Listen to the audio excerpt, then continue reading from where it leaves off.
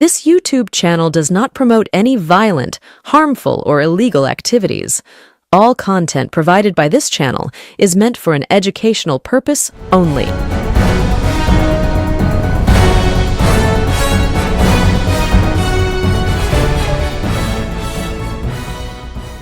নমস্কার, আমি প্রতিবেদক সায়ন্তন চক্রবর্তী। আপনারা দেখছেন বঙ্গচক্ষু ইউটিউব চ্যানেল।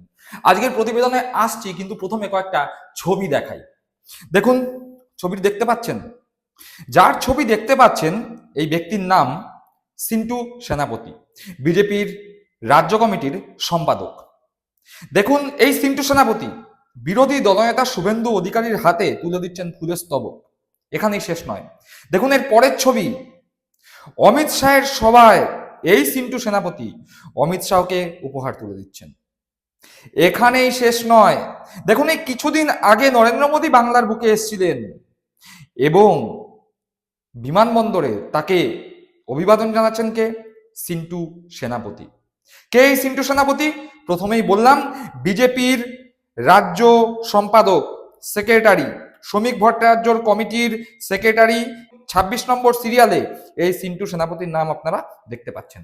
অর্থাৎ যার ছবি দেখলেন সেই সিন্টু সেনাপতি বিজেপির রাজ্য সম্পাদক, বিরোধী দলনেতা শুভেন্দু অধিকারী ঘনিষ্ঠ, এবং এই বিজেপির মধ্যে তার বেশ, বঙ্গ বিজেপির যে রাজ্য কমিটি, সেই রাজ্য কমিটির মধ্যে তার বেশ দাপট আছে।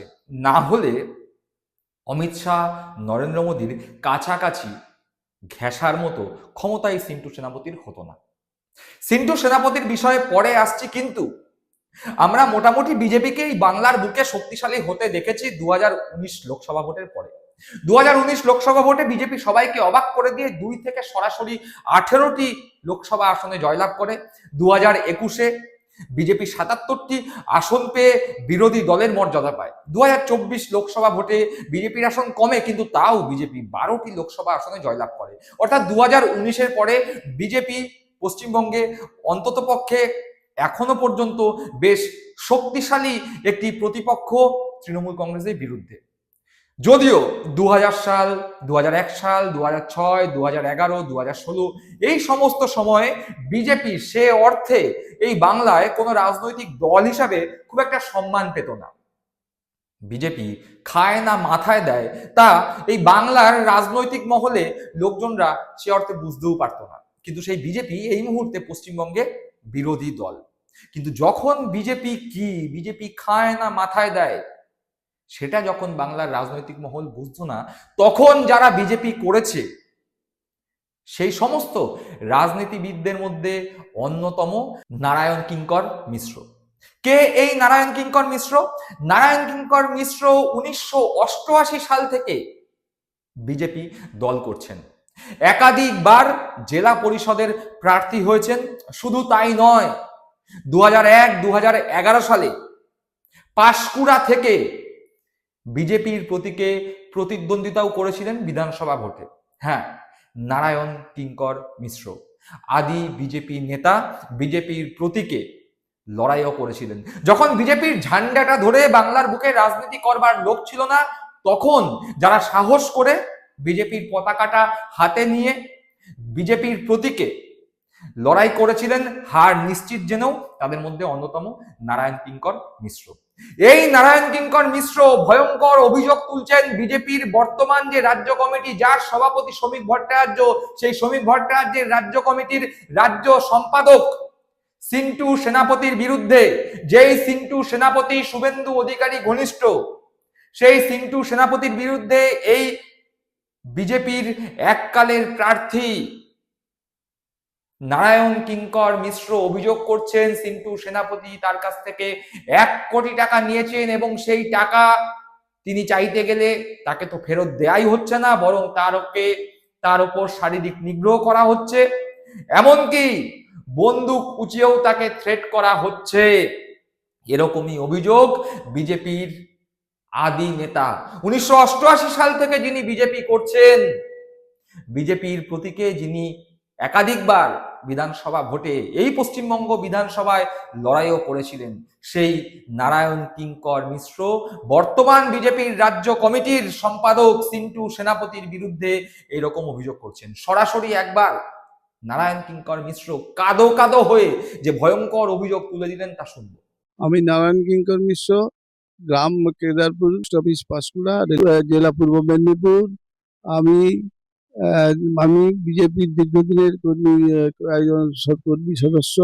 1988 সাল থেকে আমি প্রায় 40 বছরের উপরে এই এই কর্মের সঙ্গে যুক্ত আছি, বিজেপির সঙ্গে যুক্ত আছি। 2001 সালে আমি যে জেলা পরিষদের প্রার্থী হয়েছিলাম 3 বার বিজেপি থেকে, এবং বিধানসভা প্রার্থী হয়েছিলাম 3 বার। 2001 সালে পূর্ব পাঁশকুড়া, এবং 2011 ও 16 সালে পশ্চিম পাঁশকুড়ার প্রার্থী হয়েছিলাম। তারপরে সিন্টু সেনাপতির সঙ্গে আমার 2011 সাল থেকে একরকম পরিচয় হয়ে আমার সঙ্গে সম্পর্ক করে ও 15 সাল থেকে 22 সাল পর্যন্ত, 2022 সাল পর্যন্ত প্রচুর টাকা দফায় দফায় নিয়ে নেয়। আমাকে 21 সালে সেই প্রার্থী করবে বলে সেই টাকা আত্মসাৎ করে বিজেপির প্রার্থী করবে বলে সে আত্মসাৎ করে নেয়। টোটাল 91,65,30,30 টাকা ও বিভিন্নভাবে নিয়ে নিয়েছে। যখন জমি বিক্রি হয় টাকা ছিনতাই করে নিয়ে নিয়েছে, আর ব্যাংক স্টেটমেন্ট থেকেও টাকা পয়সা চুরি করছে নানা রকম। তার মধ্যে প্রতি লজিস্টিক বলে কি একটা লজিস্টিকের মাধ্যমেও টাকা নিয়েছে, সেই কৌশিক যে জানাকে দিয়ে। এইভাবে আর অন্যান্য আনুষঙ্গিক লোকদেরকে নিয়েছে, একটু টাকা পয়সা তুলে নিয়ে আমাকে একদম নিঃস্ব রিক্ত করে দিয়েছে। তারপরে 22 সালে স্ট্যাম্প পেপারের উপরে, রেভিনিউর উপরে নিজে সই করে লিখে দেয় যে আমি 2023 সালের ডিসেম্বরের মধ্যে আপনাকে সমস্ত টাকা ফেরত দিয়ে দেবো। যদি না আমি করতে পারি তাই ফেরত দেবো। তাই বলে সে হয়নি। 22 সাল যখন বললাম যে তুমি যে 21 সালে দাঁড় করবে বলে তুমি আমাকে দাঁড় করালে না কেন? ঠিক আছে স্যার, আপনাকে আমি একটা বিশেষ পদে, উচ্চ পদে বিজেপিতে বসিয়ে দেওয়ার জন্য আমার মন্ত্রী শান্তি সমস্ত দেশের পরিচয় আছে, আপনার কোনো অসুবিধা হবে না, আপনাকে আমি একটা উচ্চ পদে দেবো, এই বলে সে লিঙ্গার করে। তারপরে 23-এর পরে আমি 24 সালে যখন 6 মাস পরে যাই, ওই একই কথা তার অনুচর বর্গ একই কথা বলতে থাকে। তারপরে দীর্ঘদিন যাওয়ার পরে লাস্ট 9/12/25 সালে ডিসেম্বর মাসে আমি ওর কাছে টাকা চাইবার জন্য লোক পাঠায় আমাকে, বলে টাকা দিবে আসো বলে। টাকা নিতে গিয়ে আমাকে ও সেই রিভলভারের বন্দুকের দেখিয়ে এইখানে কপালে ঠেকিয়ে মাথায় উদ্যত হয়, এবং আমাকে পিঠে মারে, মাথায় আঘাত করে, বুকে লাথি মারে, এইভাবে অত্যাচার করে। তারপর আমি তো নিঃসহায় হয়ে সেখানে কাউকে দেখতে পাইনি। তারপরে একজন সাক্ষী ছিল, অবশ্য সে এসেছিল, ওটা হসপিটালে নিয়ে যায়, যে আমাকে শুশ্রূষা করার চেষ্টা করে। এই ঘটনা আমি আমার রাজ্যের সমস্ত কি বলে বিজেপি রাজ্য সভাপতি ছবি ভট্টাচার্য থেকে সব সম্পাদক সমস্ত যা প্রধান পদে আছেন, তাই শুভেন্দু অধিকারীকেও জানিয়েছি মশাইকে, আর আমার দিলীপ ঘোষকেও জানিয়েছি, আরো অন্যান্য সম্পর্ক যারা আছে সবকেই একধার থেকে দিয়েছি। 12টা চিঠি এরকম আছে সব জায়গায়। তারা আজ পর্যন্ত কোনো রেসপন্সই করেনি। বাধ্য হয়ে আমি কি করব, আমি তখন দেখলাম যে আমাকে আইনের পথে আশ্রয় নিতে হবে। বাধ্য হয়ে আমি এখন আইনের পথেই আমি গিয়েছি, এবং এই ব্যাপারে আমি একটি ম্যাজিস্ট্রেটের কাছে স্টেটমেন্ট দিয়ে এসেছি যে দেখুন এইরকম ভাবে আমার সবাই নিঃস্ব করে দিয়েছে, সব নিয়েছে। বিচার বিভাগের কাছে আমি সব স্টেটমেন্ট দিয়ে এসেছি। আমি আতঙ্কে খুব কষ্টের মধ্যে জীবন কাটাচ্ছি। আর একটা কথা আপনাদের বলতে চাই, বিজেপিতে যে এই যে বৃদ্ধ আর ইয়াংস্টার যে একটা সম্পর্কের একটা দৃঢ়তাকে নষ্ট করে দিচ্ছে বারে বারে, আর ওই ইয়াং স্টাফকে দিয়ে এইসব কাজ করানোর জন্য এইসব হচ্ছে। এই যে এবং এই বৃদ্ধ এবং ইয়াং এবং ওল্ডের যে পার্থক্য করার জন্য বিজেপির আরো ক্ষতি হয়ে যাবে।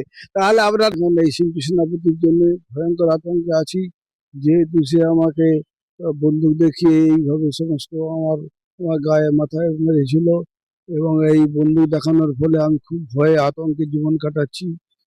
সিন্টু সেনাপতি আহ, আহ, পৌরসভার একজন হচ্ছে কাউন্সিলর ছিলেন এবং বর্তমানে সে রাজ্য বিজেপি একজন রাজ্য সম্পাদক।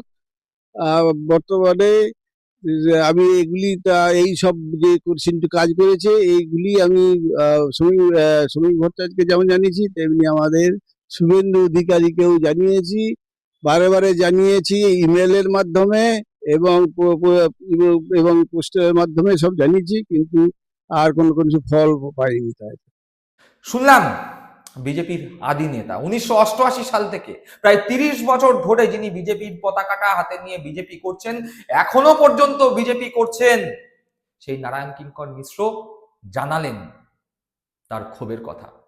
এ কথাও জানালেন যে কিভাবে নিজের টাকা ফেরত চাইতে গিয়ে তাকে অপদস্থ হতে হয়েছে, মার খেতে হয়েছে। 2021 সালে বিধানসভায় টিকিট দেওয়ার নাম করে তার কাছ থেকে টাকা তোলা হয়েছিল। এমনকি এই বিষয়ে তিনি বর্তমান রাজ্য সভাপতি শ্রমিক ভট্টাচার্য থেকে শুরু করে প্রাক্তন রাজ্য সভাপতি দিলীপ ঘোষ সবাইকে এই বিষয়ে জানিয়েছেন, কিন্তু কোন রকম সুরাহা হচ্ছে না। তিনি বললেন তিনি বিরোধী দলনেতা শুভেন্দু অধিকারীকেও এই বিষয়ে জানিয়েছেন, কিন্তু কোনো সুরাহা হচ্ছে না। সুরাহা হবে কি করে? তার কারণ বিরোধী দলনেতা শুভেন্দু অধিকারীর বিরুদ্ধেই প্রায় 3 কোটি টাকা তোলাবাজির অভিযোগ, এবং সেই তোলাবাজির অভিযোগ করেছেন বিজেপিরই এক কর্মী অনিমেষ গিরি, এবং এই অনিমেষ গিরিও এই নারায়ণ বাবুর মতোই একই অভিযোগ করেছেন শুভেন্দু অধিকারীর বিরুদ্ধে। অনিমেষ গিরিকে শুভেন্দু অধিকারী লোকসভা ভোটে প্রার্থী করবার লোভ দেখিয়ে, রাজ্যসভায় সাংসদ করবার লোভ দেখিয়ে, রেলে চাকরি করবার টোপ দিয়ে, প্রাথমিকে চাকরি করে দেওয়ার টোপ দিয়ে নানান সময় কোটি কোটি টাকা আত্মসাৎ করেছেন, এবং যেই টাকা এই মুহূর্তে অনিমেষ গিরি ফেরত পাচ্ছেন না, এবং ফেরত চাইতে গেলে দুর্ব্যবহার জুটেছে অনিমেষ গিরির কপালে। ফলে অনিমেষ গিরি কোনো রকম উপায় না দেখে বিজেপির রাজ্য স্তর এবং কেন্দ্রীয় স্তরের বিভিন্ন নেতাদের কাছে শুভেন্দু অধিকারীর বিরুদ্ধে চিঠি করেছেন। আর একই দৃশ্য এখন দেখতে পেলাম নারায়ণ কিঙ্কর মিশ্র শুভেন্দু অধিকারী ঘনিষ্ঠ বিজেপির রাজ্য সম্পাদক সেন্টু সেনাপতির বিরুদ্ধে করলেন। অর্থাৎ বিজেপিতে এই মুহূর্তে শুভেন্দু সহ শুভেন্দু ঘনিষ্ঠ যারা আছে তারা সবাই বিধানসভা হোক বা লোকসভা ভোট হোক প্রার্থী করবার টোপ দিয়ে কোটি কোটি টাকা আত্মসাৎ করবার খেলায় মশগুল হয়ে আছেন। দিলীপ ঘোষের সেই কথাটা বড় কানে বাজছে। তৃণমূল কংগ্রেসের দোকান বন্ধ করে এখন এরা বিজেপিতে এসে দোকান খুলে বসেছে। দর্শক বন্ধুরা, আপনারা কি মনে করছেন এই বিষয়ে? আপনাদের মূল্যবান মতামত অবশ্যই কমেন্ট বক্সে কমেন্ট করে জানাবেন। সকলে ভালো থাকবেন, সুস্থ থাকবেন। জয় হিন্দ, বন্দে মাতরম।